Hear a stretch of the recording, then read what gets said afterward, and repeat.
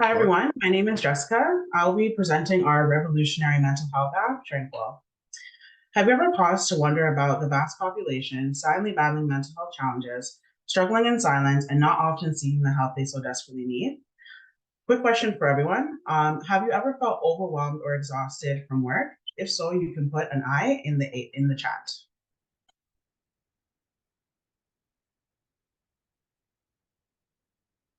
I'm sure we all can relate to this. This is just a few of the things that we'll be touching on today. Many people struggle with their mental health due to lack of awareness, stigma and accessibility, insufficient knowledge, and limited guidance and support. Tranqyl is designed to overcome these barriers by providing a user-friendly platform that offers easily accessible, stigma-free mental health resources and guidance. Meet our amazing team. For the last 9 weeks, we've been working on our product together, and we're really excited to show you what we've created. And meet George, this is our persona. He's a university student who is doing well in school, and his finals are coming up, and he's feeling overwhelmed and stressed. He looks up a mental health app called Tranqyl to get more information on how he can work on bettering his mental health. The key features that we're going to be discussing today is our chat tom, our mood diary, our mood assessment, our mood tracker, and our community support. And we also have resources. I'm going to transfer over the presentation though to Olatola, and he's going to do the demo for Tranqyl. Thanks, Jessica. Hello, everyone. Olatola. I'll be doing a quick demo of Tranqyl. Just a minute to show you the screen. Cool. So, George hears about Tranqyl from a friend. He comes on our website to check out what we do. On the landing page, he sees, reads about our services, about us, some testimonials, and some FAQs, right, that provides context to how our services can help him get better at his mental health journey, right? So he decides to continue, clicks on get started. He's presented with the create an account screen where he enters just his username, email, and password, and clicks on continue. Then after account registration and verification, he's presented with a couple of personalized questions just to get a feel of what George intends to achieve with Tranqyl, and of course, get some data on his present mental health state, right? So he selects a couple of options, just about 9 questions or thereabouts.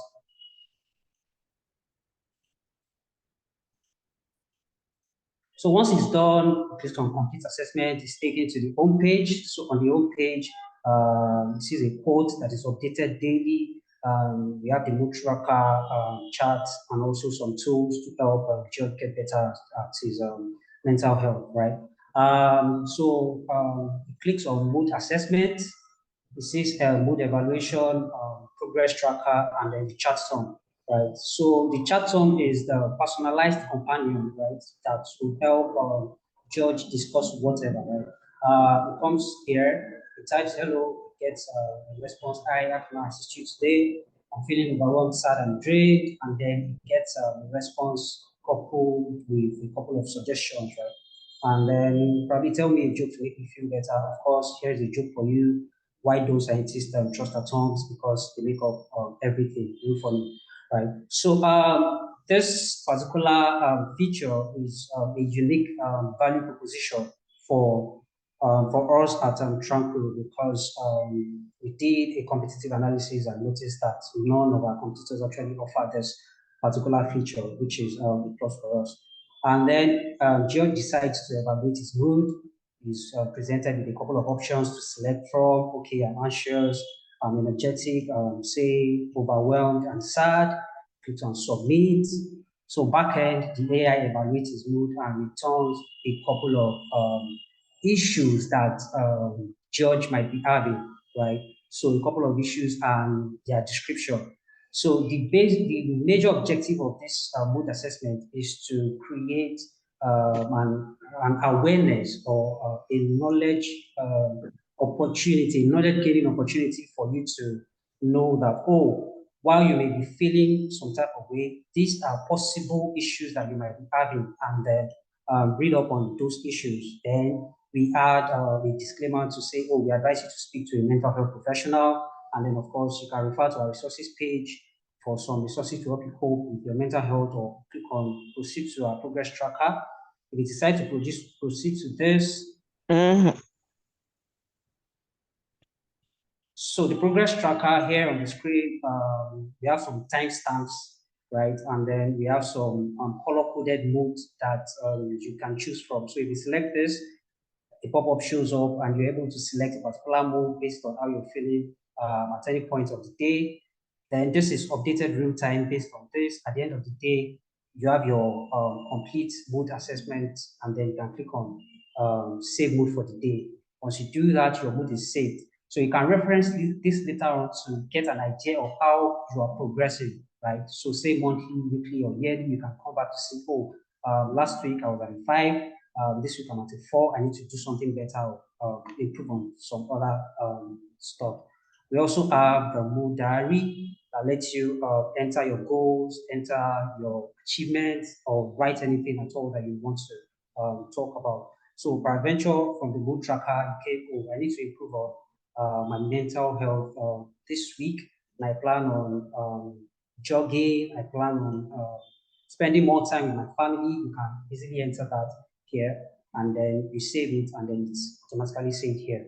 We also have resources that George can come here, see some of our resources, health resources, educational resources, community support, which is another unique value proposition, right? So community consists of people with similar experiences and background that you can engage to get ideas, share resources, and just help each other. So you can also get an accountability partner here. You click on community, read the rules and regulations, join the community, then you can start chatting, sharing ideas, and what have you. And also we have educational resources. You can click on this, see books, articles, podcasts, whatever. Click on a particular book, read a short excerpt from the book, and then we refer you to Amazon or other service providers to engage with the books.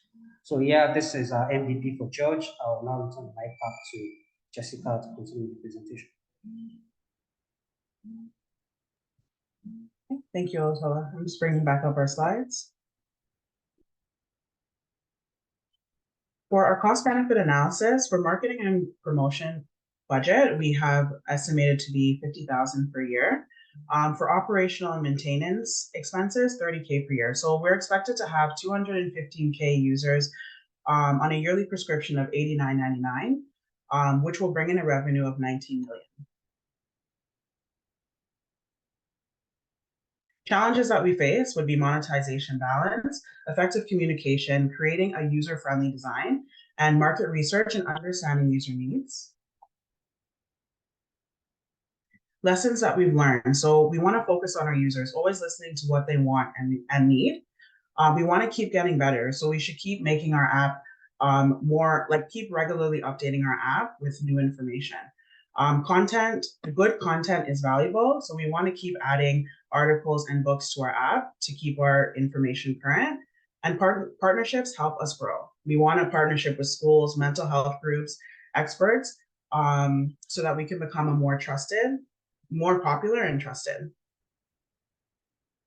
These are just some of the tools that we use to create our product. And again, welcome to Tranqyl. And if you, we will be putting a link in the chat for a Google form, and we will notify you when we launch. And thank you for your time, and thank you for listening. All right. I got kicked out of my other device, but I'm going to rejoin. Can y'all hear me? This is Mo. Okay. We're going to kick it off to Mo to start the feedback and questions for the judges. Yeah, I think first of all, the mental health space is massive, and I thought that was a good area for you guys to focus in on. And I also like the features around specifically tagging your mood. So I thought that was really cool to just kind of see and reflect back on how the day went. My key question was around marketing. I know you said, how are you going to get the word out? You have a $50,000 budget. what is your go-to-market plan to spend that to most effectively acquire customers for this?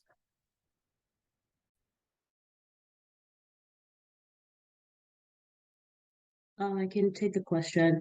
How are we going to go out and spend that money or use that money would be with the marketing, we're going to have influencers. We're going to also have advertisements. In the presentation, we're talking about how we're going to schools, we're going to talk to students, tell them about our projects, tell them about the work we have.